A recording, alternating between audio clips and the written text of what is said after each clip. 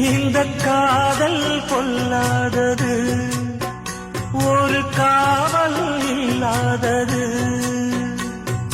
ஊதக்காத்தில் வஞ்சி மாது ஒத்தையிலே வாடும் போது போர்வை போல பொத்தி அணைப்பே.